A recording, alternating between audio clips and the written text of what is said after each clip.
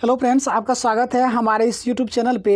हम आज की इस वीडियो में बिहार एसआई के लिए जो ज्ञान बिंदु पब्लिकेशन की तरफ से सेट जारी किया गया है, तो हम उसी सेट का 1 देखने का प्रयास करेंगे। हमने इसका पीडीएफ अपने टेलीग्राम चैनल पे उपलब्ध करवा दिया है, वहाँ से आप इसका प्रैक्टिस सेट लगा सकते हैं।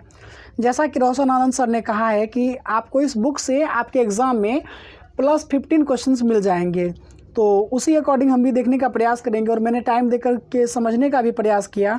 काफ़ी अच्छे तरीके से डिज़ाइन किया गया है जीके के लेवल को, तो बहुत ज़बरदस्त तरीके से तराशने का प्रयास किया गया है। इसके लिए जो मैंने एक एवरेज कट ऑफ रखा है वो 72 रखा है। ऐसा मैंने नहीं रखा, जो वहाँ का जो विद्यार्थी लोग जो वहाँ पे सर के क्लास में सेट लगा रहे हैं उनसे जो हमने पता किया है, तो वो एक एवरेज में 72 आप रख सकते हैं इसका कट ऑफ। आप प्रयास करें इससे 2-4 ऊपर लाने या 2-4 कम, ज़्यादा मैंने नहीं रखेगा। तो ये 72 रखिए कि इतना आपका आना चाहिए। हम बिना समय की बर्बादी के प्रश्न की ओर चलते हैं, और मेरा उद्देश्य आपको डिमोटिवेट नहीं करना है 72 का कट ऑफ सेट करके। और ये एक एवरेज माना जा सकता है अगर आप रियल में रिजल्ट मेकर हैं इस वर्ष। तो चलिए शुरू करते हैं बिना समय बर्बादी के। पहला प्रश्न है, तायूनी आंदोलन के नेतृत्वकर्ता थे। तो तायूनी आंदोलन जो हुआ था ये ढाका में हुआ था, और इसके नेतृत्वकर्ता जो थे वो थे करामत अली जौनपुरी। दार उल उलूम आंदोलन से प्रभावित क्षेत्र कौन सा था? तो ये देवबंद था। वेदांत कॉलेज के संस्थापक कौन थे? तो वेदांत कॉलेज को जो संस्थापक हैं वो राजा राम मोहन राय है। रुहेलखंड के स्वतंत्र शासन की स्थापना किसने की?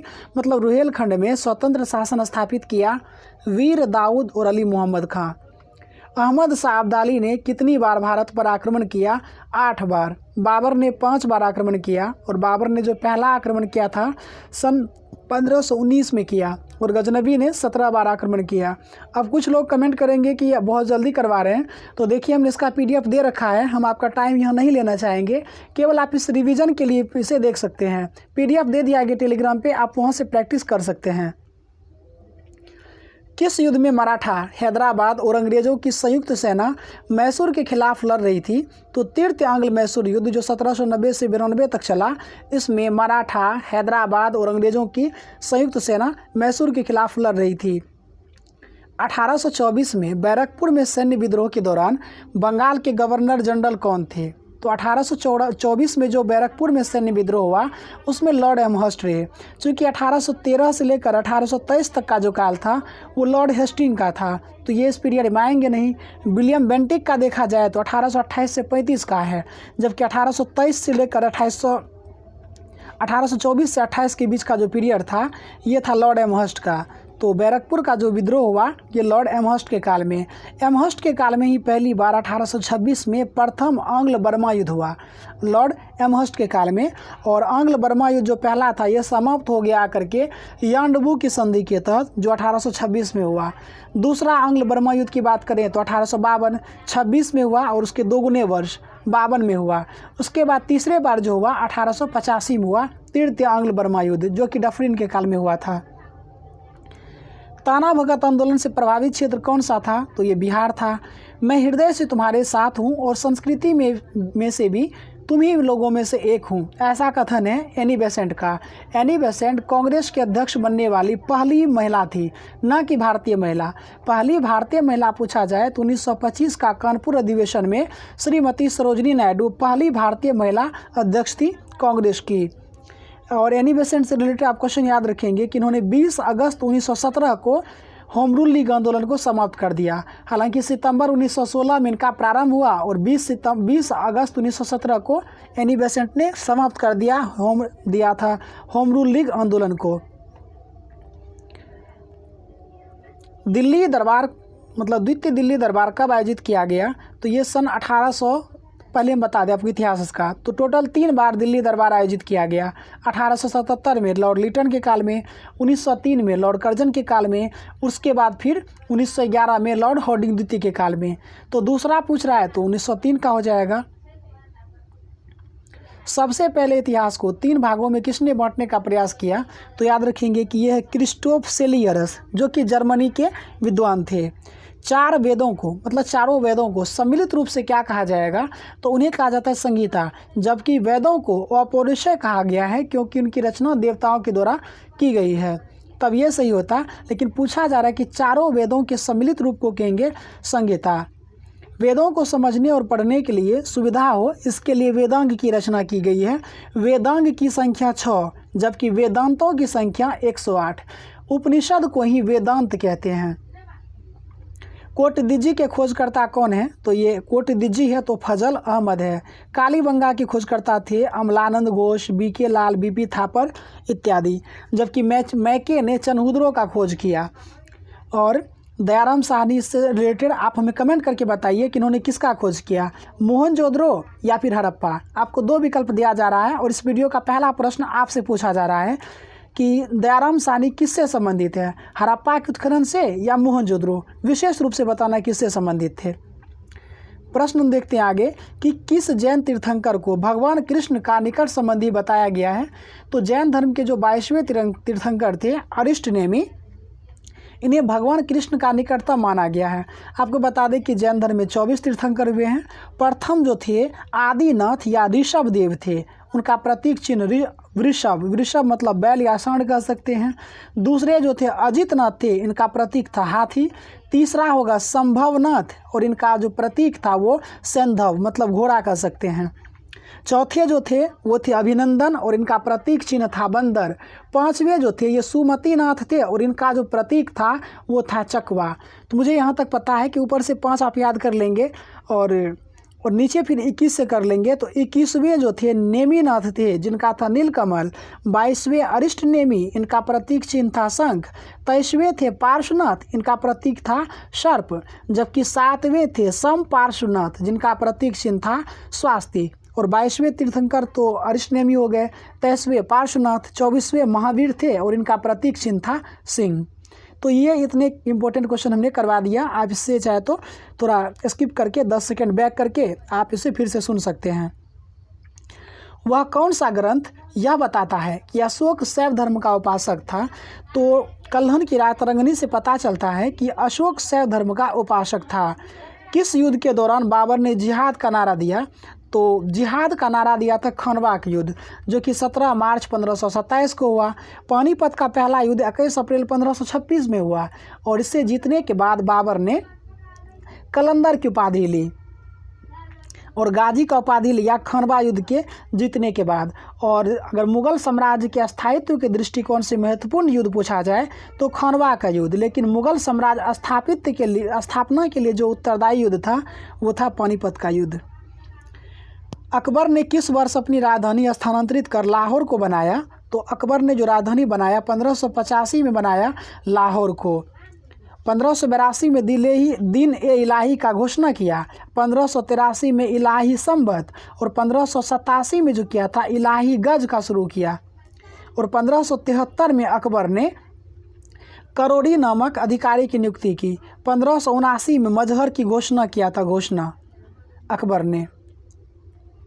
गुरु नानक किस मुगल बादशाह के समकालीन थे? तो ये बाबर और हुमायूं दोनों के समकालीन थे। चूँकि गुरु नानक का जन्म हुआ था 1469 में और 1539 में इनकी मृत्यु हो गई। तो आप देख पाएंगे चूँकि 1539 में शेर शाह और हुमायूं के बीच भी युद्ध हुआ था, चौसा का युद्ध याद होगा। तो एक पीरियड तो ये आ गया। चूँकि 1469 से 1539 का पीरियड है और आपको पता होगा कि बाबर ने जो 1526 में पानीपत के पहले युद्ध में हराया था इब्राहिम लोदी को, तो उस काल में भी बाबर थे। तो ए और बी दोनों विकल्प सही हो जाएगा। दिल्ली सल्तनत के पतन के बाद खानदेश की स्थापना किसने की? तो खानदेश अहमद राजा फारूकी ने इसको स्थापित किया। तालीकोटा का युद्ध जो हुआ था ये 23 जनवरी 1665 को हुआ था, तालीकोटा का युद्ध। और इसमें कह रहा है कि विजयनगर का नेतृत्व कौन कर रहा था? तो विजयनगर के शासक पूछा जाता तो सदाशिव राय, लेकिन उसमें पूछा जा रहा है कि विजयनगर का नेतृत्व कौन कर रहे थे? तो राम राय कर रहे थे। और ये हुआ था बहमनी साम्राज्य के विरोध में हुआ था और बहमनी की तरफ से जो नेतृत्व कर रहे थे वो थे आदिल शाह। नेक्स्ट प्रश्न देखें, तेलंगाना किस राज्य के साथ सीमा नहीं बनाता है? अगर आपको ज्योग्राफी का थोड़ा मैप अगर याद होगा तो देख पाएंगे कि महाराष्ट्र, आंध्र प्रदेश, कर्नाटक के साथ तो बनाता है लेकिन मध्य प्रदेश के साथ नहीं बनाता है। बगीचों का शहर किसे कहा जाता है? तो बगीचों का शहर कपूरथला को कहेंगे, जबकि वन नगर कहलाता है देहरादून। और उद्यानों का नगर रहेगा तो बंगलुरु, लेकिन फलोद्यानों का स्वर्ग पूछा जाए तो सिक्किम। रेड डाटा बुक पहली बार कब प्रकाशित की गई? तो सन 1964 में पहली बार रेड डाटा बुक प्रकाशित की गई। आपको बता दें कि सन 1963 में पीटर स्कॉट ने पहली बार रेड डाटा बुक के बारे में संकल्पना प्रस्तुत किया, जो 1964 में प्रकाशित हुआ। नोंगर वाइलम अभ्यारण्य कहाँ है? तो नोंगर वाइलम अभ्यारण्य मेघालय में है। याद रखेंगे कि नोंगर वाइलम और नोकरेक दोनों मेघालय में ही है। लैंसडाउन नामक जो नगर है ये कहाँ है? उत्तराखंड में। लेकिन डलहौजी नामक जो पर्वतीय नगर है वो हिमाचल प्रदेश में है। बैतूल शहर स्थित है कहाँ? तो ये ताप्ती नदी के किनारे है बैतूल। बाण सागर परियोजना से कौन सा राज्य लाभान्वित नहीं होता है? तो नहीं होता है तो याद रखेंगे कि बाण सागर परियोजना 3 राज्य लाभान्वित है, उत्तर प्रदेश, मध्य प्रदेश और बिहार। बाण सागर से बिहार, उत्तर प्रदेश, मध्य प्रदेश लाभान्वित है, जबकि छत्तीसगढ़ नहीं है। भारत का सबसे बड़ा जहाज निर्माण और मरम्मत क्षमता वाला शिपयार्ड कौन सा है? तो ये कोचीन शिपयार्ड है। कोचीन शिपयार्ड जो स्थापित हुआ था वो 1972 में स्थापित हुआ था। किस तकनीकी संस्थान ने देश का पहला इंजन थॉमसन को संरक्षित किया? तो IIT रुड़की ने देश का पहला इंजन थॉमसन को संरक्षित किया है। किस उद्योग को विकास उद्योग के नाम से जाना जाता है? तो मोटर गाड़ी उद्योग को विकास उद्योग के नाम से जाना जाता है। मैग्नेटाइट का सर्वाधिक भंडारण किस राज्य में पाया जाता है? तो ये उत्तराखंड में। जबकि यूरेनियम का भंडारण जो है, यूरेनियम के लिए प्रसिद्ध है जादूगोरा, और जादूगोरा है झारखंड में। तो कह सकते हैं यूरेनियम भंडारण के लिए झारखंड प्रसिद्ध है। तमिलनाडु में याद रखिएगा आपकी तमिलनाडु में लिग्नाइट कोयला पाया जाता है। चूँकि तमिलनाडु का एक जगह है नेवेली, नेवेली जो प्रसिद्ध है वो लिग्नाइट के लिए। राजस्थान का खेतरी जो है तांबा के लिए प्रसिद्ध है, हालांकि चांदी उत्पादन में भी प्रथम स्थान है, सीमेंट उत्पादन में भी प्रथम स्थान राजस्थान का है। भारतीय तिलहन अनुसंधान संस्थान कहाँ है? तो तिलहन पूछा जा रहा है तो ये हैदराबाद में, लेकिन दलहन पूछा जाता है तो कानपुर में, और चीनी अनुसंधान संस्थान पूछा जाता तो भी कानपुर में, और नारियल अनुसंधान संस्थान पूछा जाता तो कासरगोड में, और तंबाकू अनुसंधान केंद्र पूछा जाता तो राजमुंदरी। लेकिन तंबाकू बोर्ड का मुख्यालय है गुंटूर, आंध्र प्रदेश में। पुलिकट झील के लिए मतलब जल का मुख्य स्रोत क्या है? तो पुलिकट झील बता दें आपको आंध्र प्रदेश और तमिलनाडु के क्षेत्र में है। पुलिकट झील का अप्रोक्स 84% जो है ये आंध्र प्रदेश में है और मात्र 16% तमिलनाडु में है।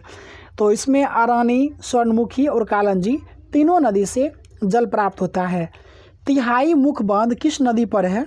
तो तिहाई मुख बांध जो है ना तो ये बराक नदी पर है, और वंशधारा जलप्रपात जो है और ये उड़ीसा में है, याद रखेंगे। जोजिला दर्रा हिमालय के किस भाग में है? तो आपको बता दें कि जोजिला दर्रा जो है ये बृहद हिमालय का भाग है। 102वां संविधान संशोधन 2018 के द्वारा भारतीय संविधान में कौन सा नया अनुच्छेद जोड़कर राष्ट्रीय पिछड़ा वर्ग आयोग गठित किया गया? तो राष्ट्रीय पिछड़ा वर्ग आयोग 338 के ख के तहत 3 प्रश्न कर ले यहाँ से, चूँकि अनुच्छेद 338 का जो है 38 का संबंध है अनुसूचित जाति आयोग, 338 का क अनुसूचित जनजाति आयोग, और पिछड़ा वर्ग आयोग 338 का ख। पंगु सत्र संबंधी प्रावधान विश्व के एकमात्र देश में प्रचलित है, वो कौन सा है? अमेरिका है। इसको हंग पार्लियामेंट भी कहते हैं। किस राज्य में पंचायती राज व्यवस्था नहीं है? तो राज्य पूछा जा रहा है तो आप नमामि याद कर सकते हैं, नागालैंड, मेघालय, मिजोरम। ध्यान में रखेंगे कि मणिपुर को छाड़ देना है हमें यहाँ। पंचायती राज व्यवस्था जो पूर्वोत्तर राज्य में नहीं लागू है वो है नागालैंड, मणिपुर को हटा देना है। तो नागालैंड, मिजोरम, मेघालय, यहाँ पे पंचायती राज नहीं है। यूटी की बात करेंगे तो दिल्ली में नहीं है पंचायती राज। राष्ट्रगान के वर्तमान संगीतमय धुन को बनाने का श्रेय किसे जाता है? तो ये जाता है राम सिंह ठाकुर को। अनुच्छेद 19 निम्नलिखित हो सकता है। तो देखिए इसमें एक्चुअली पूछा गया है कि जैसे कि आपातकाल की स्थिति में 19 पे जो प्रभाव पड़ता है उस संदर्भ में है। तो चूंकि अनुच्छेद 352 के तहत क्या लगता है, राष्ट्रीय आपात कहिए या उसको बाह्य और युद्ध के आधार पर लगाए गए आपात कहिए। 352 के तहत क्या होता है कि अनुच्छेद 19 के तहत दिए गए मूल अधिकार समाप्त हो जाते हैं, लेकिन 20 और 21 को छोड़ करके। तो अनुच्छेद 19 किससे संबंधित हो सकता है? तो बाह्य आपात से। राष्ट्रीय आपात कहिए या राष्ट्रपति शासन 356, ये दोनों एक हो जाएगा। आंतरिक आपात नहीं होगा, आंतरिक आपात को ही आप सशस्त्र विद्रोह कहते हैं। मुख्य निर्वाचन आयोग को किसके आग्रह पर वरीयता क्रम में स्थान दिया गया है? तो मुख्य निर्वाचन आयोग को जो है ये श्री शेषन के कहने पर 9 का क नंबर पे इन्हें रखा गया है। भारतीय संविधान का कौन सा अनुच्छेद मुख्यमंत्री के कार्य को परिभाषित करता है? तो अनुच्छेद 167 जो है मुख्यमंत्री के कार्य को परिभाषित करता है, जबकि 163 में मुख्यमंत्री की नियुक्ति कहा गया है कि राज्यपाल को सहयोग देने के लिए एक मंत्री परिषद होगी राज्य में, 163 में कहा गया है। 165 में आपको पता होगा कि राज्य महाधिवक्ता का चर्चा है, और 166 में है कि राज्य जो कुछ भी काम कर रहा है उसके बारे में चर्चा 166 में। तमिलनाडु राज्य की विधानसभा में कितनी सीटें हैं? तो तमिलनाडु में जो है ये 234 सीटें हैं। केंद्रीय प्रशासनिक अधिकरण का गठन कब हुआ था? तो केंद्रीय प्रशासनिक अधिकरण का जो गठन किया गया ये किया गया सन 1985 में। केंद्रीय प्रशासनिक अधिकरण अनुच्छेद 323 का ए इससे संबंधित है। किस उच्च न्यायालय ने पहली बार बंद को असंवैधानिक घोषित किया? तो ये केरल उच्च न्यायालय ने 1997 में पहली बार बंद को असंवैधानिक घोषित किया। आप इसको ऐसे भी याद कर सकते हैं कि कितना विद्यार्थी ऐसा भी होगा जिनका की डेट ऑफ बर्थ होगा 1997, जो इस बार ऐसा एक एग्जाम देने जा रहे हैं। तो आप अपने इस तरह से भी टैली कर सकते हैं कि याद रख लेंगे कि पहली बार जो बंद को असंवैधानिक घोषित किया वो केरल ने। और एक बात बता दें आपको कि हड़ताल करने का अधिकार आपको नहीं है, लेकिन शांतिपूर्ण प्रदर्शन कर सकते हैं।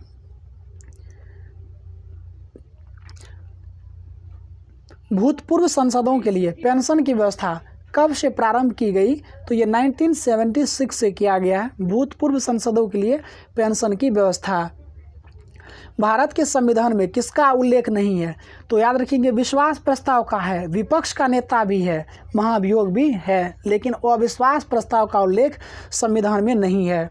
कौन सा अनुच्छेद कहता है कि मंत्रिपरिषद सामूहिक रूप से लोकसभा के प्रति उत्तरदायी होगी? तो ऐसा 75 का 3 कहता है। शेष प्रश्न भी देख लेंगे कि 75 का 1 में कहा गया है कि प्रधानमंत्री की नियुक्ति राष्ट्रपति के द्वारा की जाएगी, और प्रधानमंत्री के सिफारिश पर या सलाह पर राष्ट्रपति अन्य मंत्रियों की नियुक्ति करेंगे। 75 का 1 में कहा गया है। 75 का 2 में कहा गया है कि मंत्री जो होंगे ये राष्ट्रपति के प्रसाद पर्यंत कार्य करेंगे, 75 का 2 में। 75 का 3 में कहा गया है कि मंत्री परिषद सामूहिक रूप से लोकसभा के प्रति उत्तरदायी है, 75 का 3 में कहा गया है। 75 का 4 में जो है इसमें मंत्री परिषद के शपथ के बारे में है कि जो मंत्री उसमें भाग लिए हैं उनको शपथ कैसे दिलाना है। और 75 का 5 याद रखेंगे कि प्रश्न पूछा गया है कि किस अनुच्छेद के तहत ऐसा प्रावधान है कि कोई भी मंत्री बिना संसद का सदस्य बने हुए मैक्सिमम 6 महीने तक ही मंत्री का पद धारण कर सकता है, उसके बाद उन्हें त्याग देना पड़ेगा, पद त्याग करना पड़ेगा। ऐसा जो है 75 का 5 में कहा गया है। इंदिरा गांधी की हत्या के समय भारत के राष्ट्रपति कौन थे? तो ये प्रश्न थोड़ा टाइट हो सकता है, अगर टाइम पीरियड आपको याद है तो हो सकता है कर पाएँ, लेकिन मुश्किल है थोड़ा। कि इंदिरा गांधी की हत्या जो है आपको पता है कि 31 अक्टूबर 1984 को की गई, और उस समय जो है ज्ञानी जैल सिंह का काल था। यह प्रश्न ऑनेस्टली मुझे भी पता नहीं था।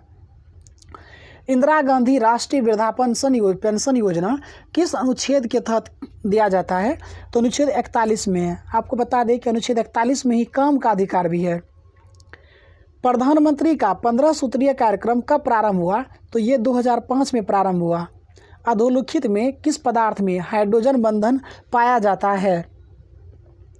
तो HF जो है हाइड्रोजन फ्लोराइड, तो इसमें जो है हाइड्रोजन बंध पाया जाता है। और आपको बता दें कि कांच जो है HF में घुलनशील है। निम्नलिखित में किस पदार्थ की प्रकृति जो है अम्लीय है? तो अम्लीय प्रकृति जो है क्रोमियम और कार्बन, क्रोमियम ऑक्साइड और कार्बन डाइऑक्साइड दोनों की प्रकृति अम्लीय है। जबकि कार्बन मोनोऑक्साइड की बात करें तो मोनोऑक्साइड जो है ये उदासीन है और जल भी उदासीन है। अमोनिया का जो प्रकृति है ये क्षारीय है। निम्न में से किसका प्रयोग मतदान के स्याही को बनाने के लिए किया जाएगा? तो ये सिल्वर नाइट्रेट का प्रयोग किया जाता है मतदान के स्याही बनाने के लिए। ठंडे देशों में हिमांक को कम करने के लिए कार के रेडिएटर में क्या मिलाया जाता है? तो इथिलीन ग्लाइकोल मिलाया जाता है। किसी वस्तु पर आरोपित बल और बल के कार्य करने के समय के गुणनफल को बल का आवेग कहेंगे, जो वस्तु के किसके परिवर्तन के बराबर होता है, तो याद रखेंगे ये संवेग के। जब कोई बहुत बड़ा बल किसी वस्तु पे बहुत कम समय के लिए काम करता है तो उसी को हम आवेग कहते हैं।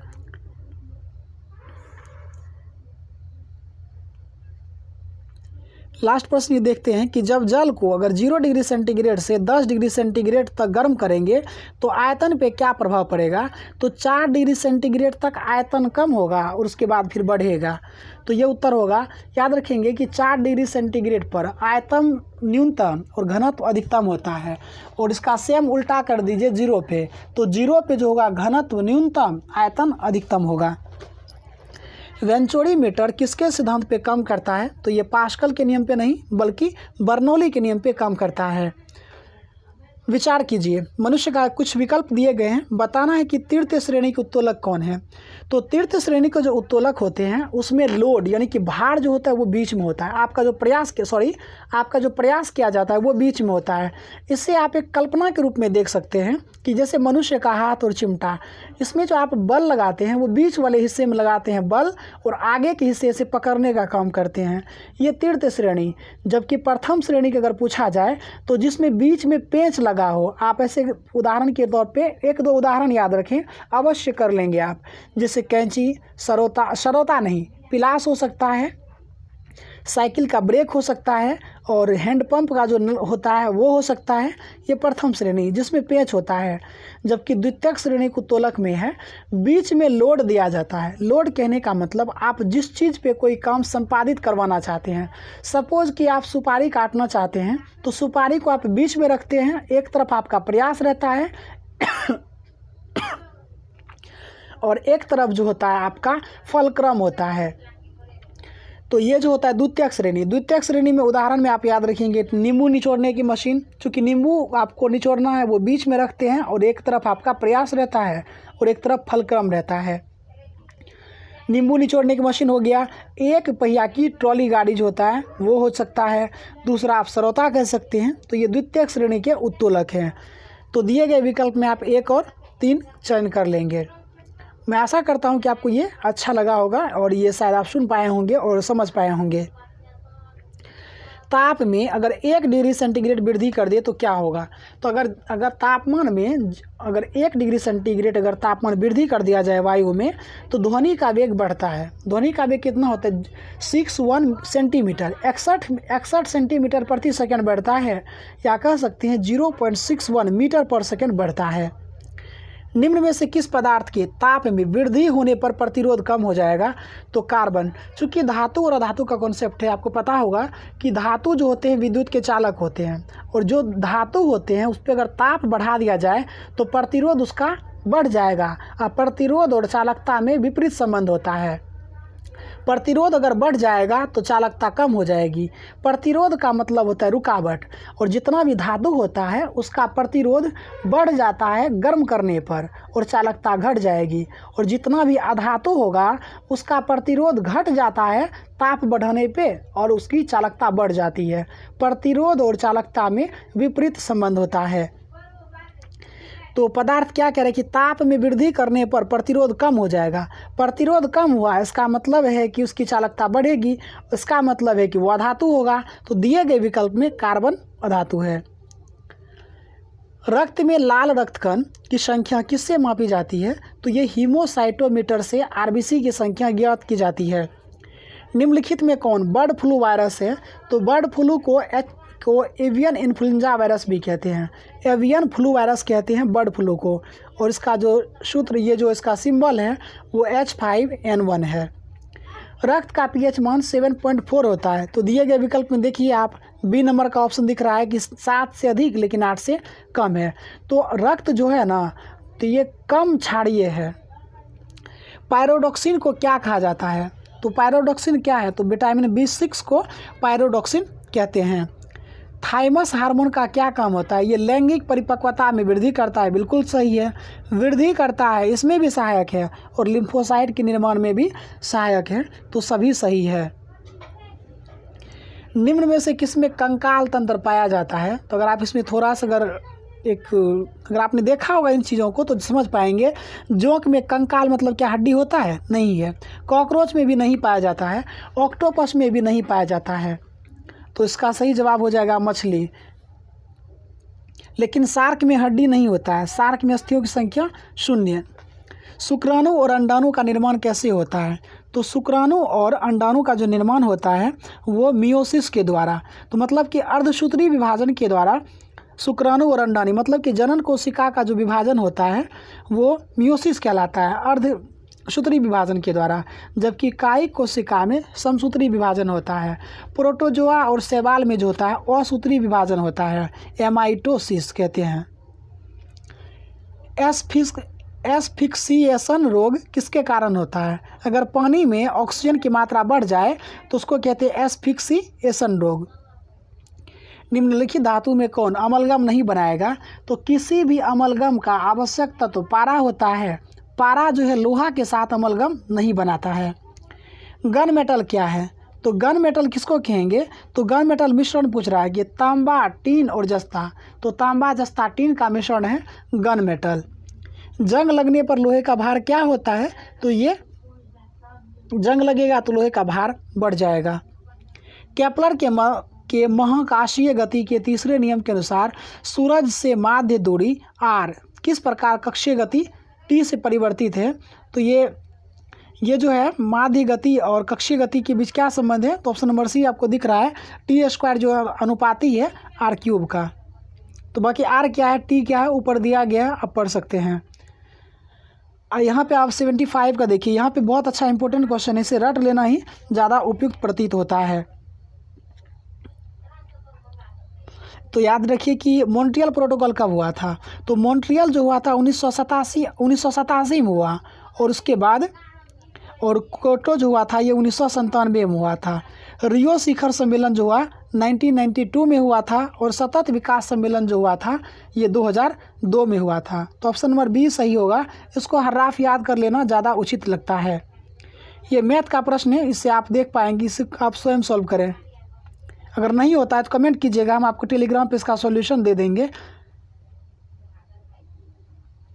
2011 की जनगणना के अनुसार निम्न में से किस राज्य में जनसंख्या में कमी आई है?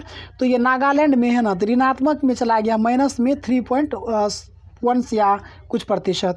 तो लेकिन याद रखेंगे कि ऋणात्मक जो वृद्धि दर्ज किया, ऋणात्मक हुआ है नागालैंड। निम्नलिखित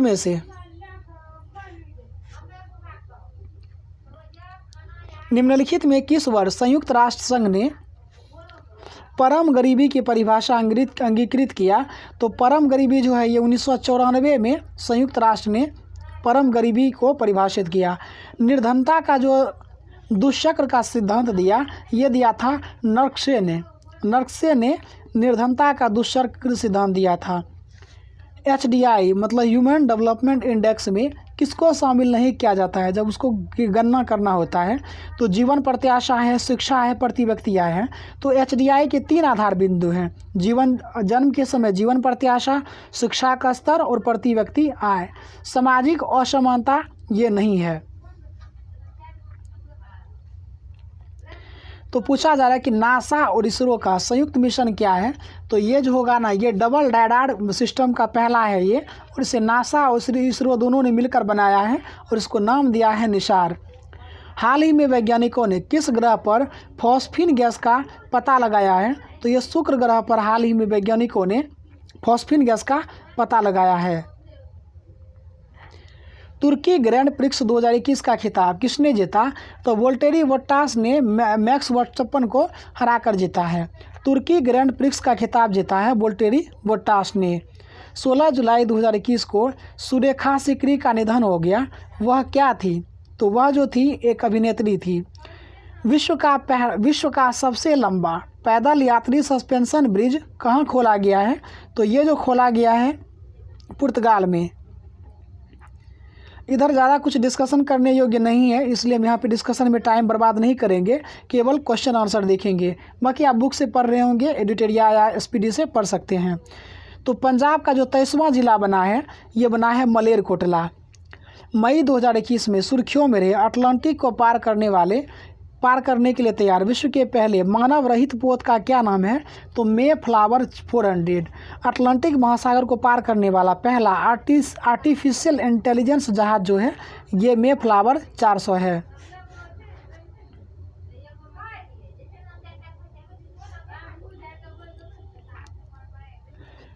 वैश्विक स्वास्थ्य सम्मेलन का आयोजन कहाँ किया गया? तो ये जो किया गया है रोम में किया गया है वैश्विक स्वास्थ्य सम्मेलन का।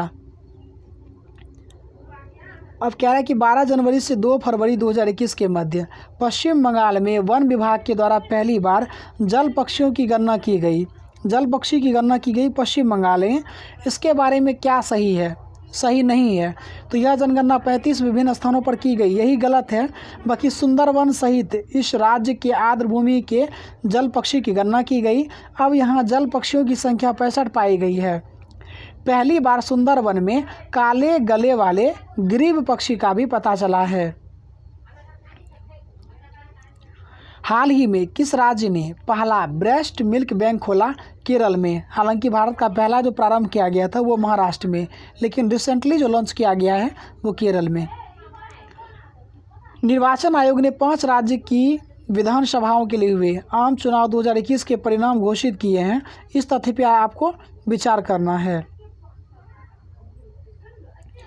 इस प्रश्न को आप वीडियो को पॉज कीजिए और आप यहाँ पे खुद इसका निर्णय लेने का प्रयास कीजिए। हम इसका आपको आंसर वैसे मौखिक तौर पे बता देने का प्रयास करेंगे, क्योंकि ज़्यादा यहाँ पे कुछ है नहीं।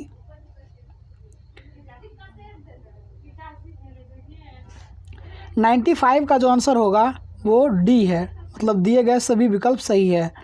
10 मई 2021 को किसने असम के 15वें मुख्यमंत्री के रूप में पदभार संभाला है?